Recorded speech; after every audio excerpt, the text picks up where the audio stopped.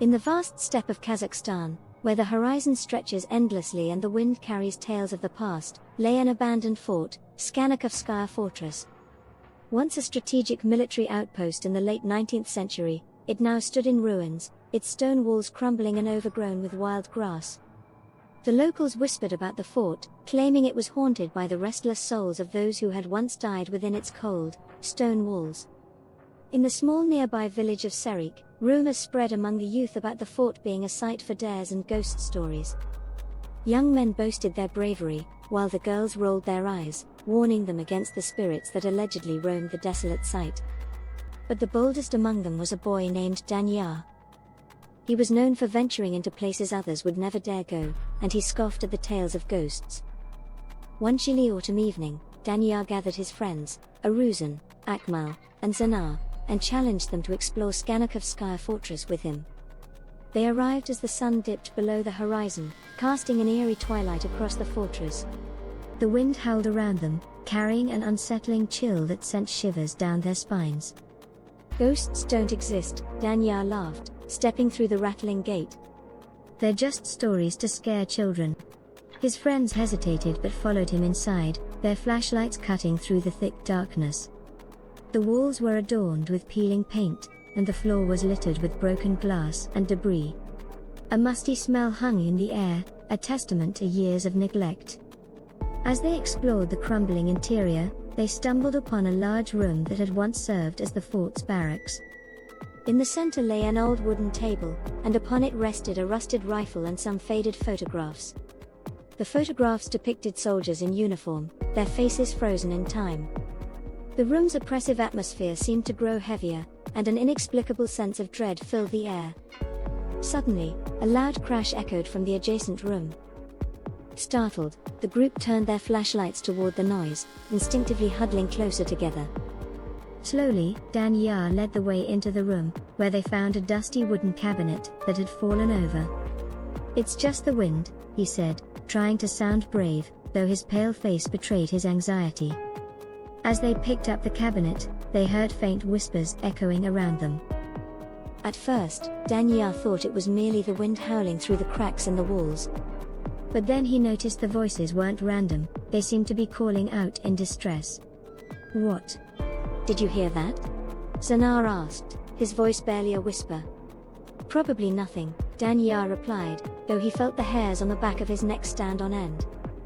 The whispers grew louder and clearer, a chorus of voices, sounding as if they were pleading from another time.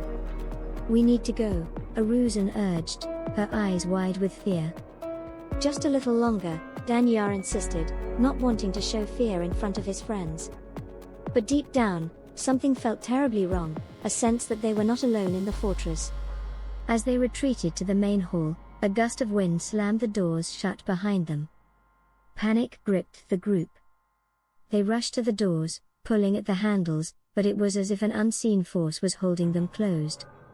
The whispers intensified into frantic cries, echoing off the stone walls. "Help us! Help us!" The voices merged into a chilling plea. Daniyar's bravado faltered, replaced by an overwhelming sense of dread. "Guys, maybe we should. Can we just leave?" he stammered. Before they could formulate an escape plan, the temperature in the room dropped drastically, their breaths visible in the air. Suddenly, without warning, shadows flickered in their periphery, rushing past the walls. The figures appeared gaunt and tortured, dressed in tattered military uniforms. "Leave this place!" The shadows echoed as one, their voices filled with sorrow and rage. Screaming, the friends tried to open the door again. This time, it swung open with a creak, and they bolted out into the night, hearts racing, adrenaline surging through their veins. They ran without looking back, their laughter from earlier replaced by breathless gasps, the air thick with terror. Once safely in the village, they recounted their terrifying experience to the other villagers. Once safely in the village, they recounted their terrifying experience to the other villagers. It was met with a mix of disbelief and concern. The elders, who had grown up hearing stories of the fort's dark past, nodded knowingly. They had warned the youth about the restless souls of soldiers who had perished during skirmishes and were said to still roam the fortress, trapped by their unfulfilled duty and anguish. The fort was home to many brave men who never returned from battle, an elder named Botta said, her voice steady and grave. It is said that their spirits linger, filled with the sorrow of their unfinished lives. Few dare go there after sunset, for the fort does not take kindly to intruders. Daniyar, still shaken, looked at his friends, who were pale and shaken. I didn't believe it, he admitted quietly. I thought it was just stories. But we heard them, the voices. And those shadows. They were real. Over the next few days, the chilling memories of that night haunted them. Daniyar found it hard to sleep, a constant whisper in his mind telling him that the events had changed something within him. He felt an inexplicable pull toward the fort, an urge to understand what had happened that night. He couldn't shake off the feeling that the spirits needed help, though he couldn't articulate why he thought so. Driven by curiosity and a sense of responsibility, he proposed to his friends that they should return to the fort during the daylight, hoping to uncover more about the soldiers' past. Aruzan was hesitant, still haunted by the fear that gripped her during their previous visit. But with determination igniting within him, Daniyar managed to convince everyone. They needed answers to lay their fears to rest. The following Saturday, under a bright blue sky with the sun shining, they trekked back to Schanakovskaya Fortress. Armed with flashlights and their courage, they approached the entrance. The fortress looked less intimidating in the daylight, its walls adorned with wildflowers and the sounds of nature surrounding them. Inside, the atmosphere felt different. The whispers that had terrified them at night were absent, replaced by the rustling of leaves and the occasional chirp of distant birds. They wandered through the rooms, examining the remnants of the past, the rusted uniforms, the faded letters, and the remnants of meals left untouched. Eventually, they came across a small chamber. It appeared to be a command center, with maps still pinned to the walls and dusty journals lying open on a table. Intrigued, Daniyar opened the journal, its pages brittle with age.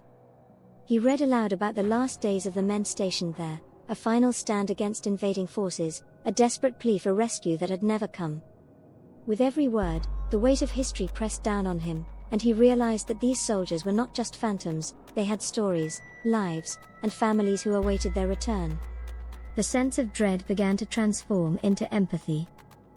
Driven by a deep desire to honor their memory, Daniyar proposed that they perform a small ritual, to offer their respect and, perhaps, give closure to the spirits trapped within the fortress.